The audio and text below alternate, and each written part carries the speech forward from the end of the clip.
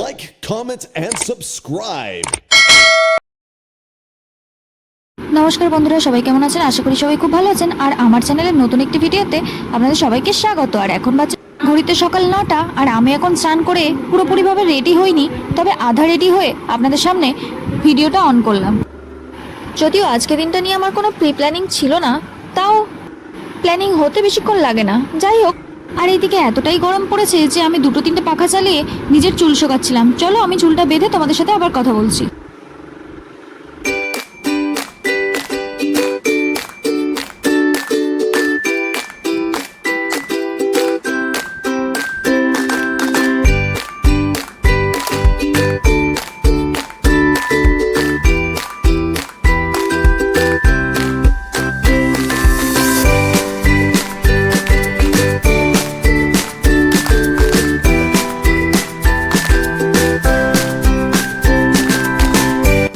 বন্ধুরা, তোমাদেরকে দুঃখের কথা কি বলি, এদিকে আমি খুব সমস্যায় পড়েছি, কারণ আমার প্রচণ্ড পরিমাণে হেয়ার ফল হচ্ছে। তো তোমরা একটু কমেন্ট করো, সাজেস্ট করো আমি কি ইউজ করলে আমার হেয়ার ফলটা কম হবে। যদি কারোর এই ব্যাপারে কোনো কিছু মতামত থাকে বা কিছু সাজেস্ট করার মতো কিছু থাকে, সো প্লিজ আমাকে একটু কমেন্টে জানান, যদি আমি আমার এই চুল পড়ার হাত থেকে এতটুকু হলেও রক্ষা পেতে পারি। তো দেখো, আমি এখন পুরোপুরি রেডি হয়ে গিয়েছি, আমার ফেভারিট লিপস্টিকও লাগিয়ে নিয়েছি, আর চুলটাও আমি আর কিছু করলাম না, কারণ আমার চুলটা এখন প্রচণ্ড পরিমাণে ভিজে। আর আমি ভাবছিলাম যে একটুখানি চুলে ক্যাতানি না মারলে হয় না, কারণ লক্সটা একটু না ঝুরঝুরু করে বের করলে আমার ঠিক পছন্দ হয় না। কোথাও বেরোনোর আগে লক্সটা আমাকে কাটতেই হয়, বের করতেই হয় চুল থেকে। তো চলো, আমি এখন পুরোপুরিভাবে রেডি। তো দেখা হচ্ছে তোমাদের সাথে বাইরে গিয়ে। তো দেখো বন্ধুরা, আমি বেরিয়ে গিয়েছি। তো এবারে আমি আমার ডেস্টিনেশনে যাব। তো আমি ওয়েট করছি আরও একজনের জন্য, যে আসলে আমি একসাথে বেরোবো। তো চলো, দেখা হচ্ছে তোমাদের সাথে একসাথে বেরিয়ে। আর আজ আমি কোথায় যাচ্ছি ততক্ষণ তোমরা গেস করে কমেন্টে জানাও কিন্তু। তো দেখো বন্ধুরা, আমরা দুজন একসাথে বেরিয়ে গেছি, আর আমরা এখন আছি অটোতে। তো আমাদের ডেস্টিনেশনটা কোথায় সেটা তোমাদের দেখাবো ক্রমশ প্রকাশ্য অবশ্যই। তো দেখতে হলে শেষ পর্যন্ত ভিডিওটা দেখতে থাকুন। আর আজ আমরা কোথায় যাচ্ছি সেটা অবশ্যই অবশ্যই অবশ্যই জানাবো। আর আজ আমাদের সকাল সকাল ডেস্টিনেশনটা কোথায় সেটা আপনাদের সবার কাছে সিক্রেটই রইল। আর যতক্ষণ না পর্যন্ত আমরা আমাদের ডেস্টিনেশনে পৌঁছাচ্ছি ততক্ষণ সিক্রেট তো ওপেন করা যাবে না, তাই না? সো ভিডিওটা স্কিপ না করে শেষ পর্যন্ত দেখতে থাকুন। আর আপনাদের সাথে গল্প করতে করতে আমরা আরও একটা অটো চেঞ্জ করে আমাদের ডেস্টিনেশনের দিকে এগিয়ে গেলাম। আর দেখো বন্ধুরা, আমরা ফাইনালি সেই ঐতিহাসিক, অলৌকিক, রহস্যময়, ঘটনামূলক সেই স্থানে পৌঁছে গিয়েছি। আর কোথায় সেটা অবশ্যই তোমাদের জানাবো, তোমরা দেখতে থাকো কিন্তু স্কিপ করো না। আর আমরা এখন যাচ্ছি পায়ে হেঁটে সেই মাহাত্ম্যমূলক জায়গায়, যেখানে আপনিও চাইলে আপনার ইচ্ছেগুলো পূরণ করে যেতে পারেন এক নিমেষের মধ্যে। একদমই স্কিপ করবে না, কারণ বুঝতেই পেরেছি আপনাদেরও খুব খুব খুব জানতে ইচ্ছা করছে। অবশ্যই বলবো তোমাদের সেই জায়গাটা কোথায়, সেই মাহাত্ম্যমূলক জায়গাটা কোথায় আছে, আর কিভাবে আপনারা সেই জায়গায় আসবেন। ये तो जस्ट टेलर है, पिक्चर अभी बाकी है मेरे दोस्त, just wait and watch.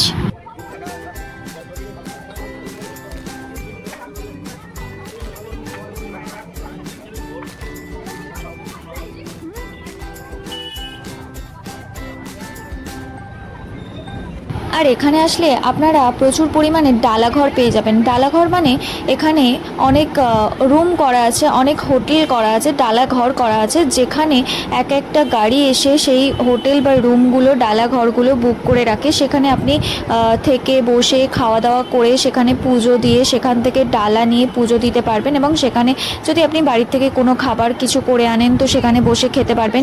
Even এখানে অনেক হোটেল আছে যেখান থেকে আপনি নিরামিষ খাবারও পেয়ে যাবেন, যেমন ভাত পেয়ে যেতে পারেন, বা ধরুন কচুরি, লুচি, পরোটা এটসেট্রা। আর ওই স্থানে পৌঁছানোর আগে রাস্তা থেকে যাবার সময় দুই ধারে সারিবদ্ধভাবে লাইন দিয়ে আপনারা প্রচুর পরিমাণে দোকান পেয়ে যাবেন। খাবারের দোকান থেকে শুরু করে খেলনা, বিভিন্ন ধরনের পুজোর থালা বাসন এটসেট্রা, এসব দোকানও আপনারা পেয়ে যাবেন। আর এই মুহূর্তে আমরা চলে এসেছি একটি ডালাঘরে, যেখান থেকে ডালা কিনে আমরা ঠাকুরের পুজোর জিনিসপত্র কিনবো।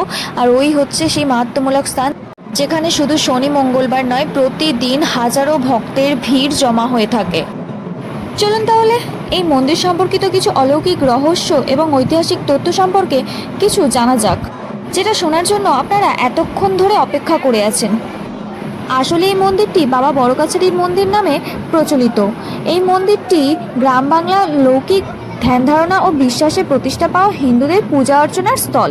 পরমেশ্বর শিব এখানে পূজিত হয়ে থাকেন। বর্তমানে এই জায়গা মানুষের গ্রামীণ জীবনচর্চায় এক বিশেষ স্থান অর্জন করেছে। এটি আর কোথাও নয়, এটি পশ্চিমবঙ্গের দক্ষিণ চব্বিশ পরগনা জেলার বিষ্ণুপুর থানার বাখরাহাটের নিকটস্থ ঝিকুরবেড়িয়া গ্রামে অবস্থিত।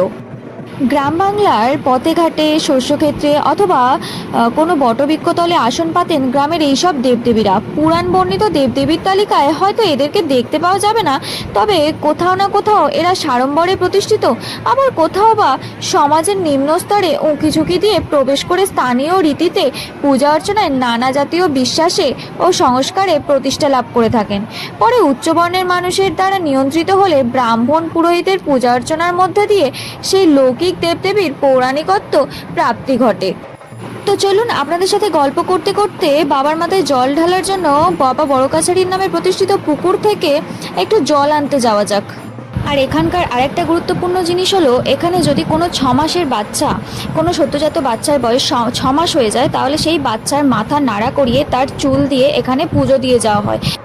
প্রাথমিক স্তরে এই স্থানে প্রতি শনি এবং মঙ্গলবার বেশ ধুমধাম সহ পুজো হতো, কিন্তু বর্তমানে জনসমাগম বৃদ্ধির কারণে প্রতিদিনই হাজার হাজার মানুষের ভিড় জমে এই স্থানে।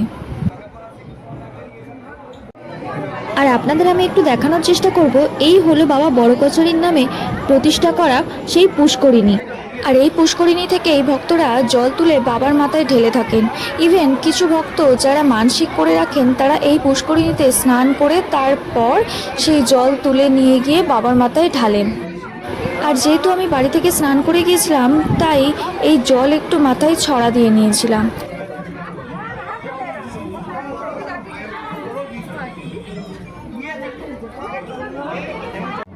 তো চলুন, আমার এখন জল নেওয়া কমপ্লিট। যেতে যেতে আপনাদের সাথে সেই পুরনো কথায় ফিরে আসি। আসলে এই মন্দির সম্পর্কিত ঘটনাটি হলো, দক্ষিণ চব্বিশ পরগনার এই ঝিকুরবেড়িয়া গ্রামটি একসময় সুতানুটির জমিদার সাবর্ণ রায়চৌধুরী তালুকদারের অন্তর্গত ছিল। কথা বলতে বলতে আমি সেই ডালাঘরে চলে এসেছি এবং ডালাঘর থেকে ঠাকুরের জন্য ডালাও নেওয়া হয়ে গিয়েছে। ঠাকুরের ফুল প্রসাদ নিয়ে চলুন মন্দির পরিক্রমা করতে করতে আপনাদের সাথে আবার গল্প করছি। আর এখানে মন্দিরের চারপাশে যে কাগজগুলো দেখতে পাচ্ছেন, এই কাগজগুলো ভক্তরাই লিখে দিয়ে যান। কারণ ভক্তরা মনে করেন যদি তারা বাবার মন্দিরের চারপাশে কোনো কাগজে লিখে যদি কোনো মনের ইচ্ছে রেখে যায়, তাহলে বাবাই তাদের সেই মনের ইচ্ছে পূরণ করে দেয়। জনমুখে শোনা যায় বহু বছর আগে এখানে এক জঙ্গলের মাঝে এক শ্মশান ছিল। এই শ্মশানে নাকি গভীর রাতে স্বয়ং শিবশম্ভু ভূতনাথ বেশে বিচার সভা বসাতেন। সেখানে স্থানটিকে অনেকে এখনো ভূতের কাছারিও বলে থাকেন। আর যেহেতু সে বিচার ভূতনাথরূপী শিবের দরবারে হতো, সুতরাং তার বিচারই শ্রেষ্ঠ বলে মনে করতেন গ্রামবাসীরা।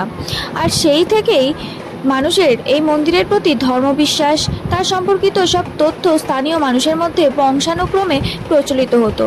তবে অধিক প্রচলিত কাহিনী যেটি ছিল সেটি হলো 1740 খ্রিস্টাব্দে নবাব আলীবর্দী খাঁয়ের শাসনামলে বাংলায় আক্রমণকারী মারাঠাদের অত্যাচার ও হামলা হয়। সেই হামলা হতে বাঁচতে এই অঞ্চলের হিন্দু সম্প্রদায়ের মানুষজন প্রধানত কৃষক কুল, শ্মশান সংলগ্ন জঙ্গলে আশ্রয় নেয়। যাই হোক, আপনাদের সাথে কথা বলতে বলতে আমাদের পরিক্রমাটাও কমপ্লিট হয়ে গেল। তো আমরা এবার পুজো দিতে ঢুকবো। পুজো দিয়ে এসে বাইরে এসে আবার কথা বলছি। কিন্তু মন্দিরের ভিতরে মোবাইল ফোন নিষিদ্ধ, তো সেই কারণে মন্দিরের ভিতরে আর ভিডিও করতে পারলাম না। যাই হোক, মন্দিরের সামনে যে মূর্তি আছে শিবলিঙ্গ এবং নন্দী, সেখানে আপনি জল ঢালতে পারবেন এবং বাতি দিতে পারবেন। তো আমরা সেখানটাতে বাতি দিয়ে নিচ্ছিলাম। আর এখানে এই নন্দীর একটি মাহাত্ম্য হলো, যদি আপনি নন্দীর কানে কোনো কিছু আপনার মনের ইচ্ছে প্রকাশ করে আসেন, তাহলে সেটা আপনার পূরণ হবেই। আর এখানে আমরা যতটুকু পেরেছি ভিডিও করেছি এবং ভিডিও করার পর আমরা ডালাঘরের সামনে চলে এসেছিলাম, কারণ আমাদের পেমেন্ট করা হয়নি। তো উনি বলেছিলেন দাদাটা যে তোমরা পুজো দিয়ে এসে পেমেন্ট করো, তো সেই কারণে আমরা চলে এসেছি পেমেন্ট করার জন্য। তো পেমেন্ট করে ডালা নিয়ে আমরা এবার বেরোবো। তো ততক্ষণ পর্যন্ত দেখতে থাকো। চলুন আপনাদের সাথে আবার সেই পুরনো কথায় ফিরে এসে মন্দির সম্পর্কিত আলোচনাটি শুরু করি। কিছুকাল পরে এক সাধু ব্যক্তি শ্মশানের জঙ্গলের মধ্যে দিয়ে যাওয়ার সময় কিছুদিন শ্মশানে আশ্রয় নেন। জঙ্গলে আশ্রয় নেওয়া মানুষের বিভিন্ন সময়ে তার কাছে এসে নানান অসুবিধা, অসুস্থতার কথা বললেন এবং সেই সাফল্যের সাথে সাথে সেগুলি প্রতিকারের ব্যবস্থাও করতেন। উপদেশও দিতেন। নানাভাবে উপকৃত হতে থাকতেন স্থানীয় মানুষেরা। ফলস্বরূপ বাকসিদ্ধ সেই সাধু পুরুষ তাদের কাছে ভূতনাথের রূপ হিসাবে গণ্য হতে থাকেন। পরে মারাঠাদের সঙ্গে নবাবের শান্তি স্থাপনের পর বাংলার অন্যান্য স্থানের সাথে এই অঞ্চলেরও কিছুটা উন্নতি হয়। হঠাৎ কোনো এক সময় সেই সাধুর মৃত্যু হলে তার মরদেহ না পুড়িয়ে সেই শ্মশানে সমাধিস্থ করে তার সেই ভক্তগণ। পরে সেই সমাধিক্ষেত্র থেকে এক অশ্বত্থ গাছ জন্মায়। স্থানীয়রা তখন ওই অশ্বত্থ গাছকে সাধুর প্রতিমূর্তি হিসাবে মান্য করতেন। আর সেই বৃক্ষতলে পূজা অর্চনার স্থান হয় শিবলিঙ্গের। মানুষজন তাদের মনস্কামনা গাছটির কাছে জানালে অদ্ভুতভাবে পূরণ হতে থাকে। আর সেই বিশ্বাসে ভর করেই স্থানটির মাহাত্ম্য ছড়িয়ে পড়ে। 1978 খ্রিস্টাব্দে বন্যায় অশ্বত্থ গাছটি ব্যাপক ক্ষতি হয়ে গিয়েছিল। আর অন্যদিকে আমাদেরও প্রসাদ নেওয়া কমপ্লিট। তো চলুন এবার আমরা মন্দির থেকে বাইরের দিকে বেরোবো। তার আগে আপনাদের মন্দিরের চারপাশটা একবার চক্কর মেরে দেখিয়ে দিই।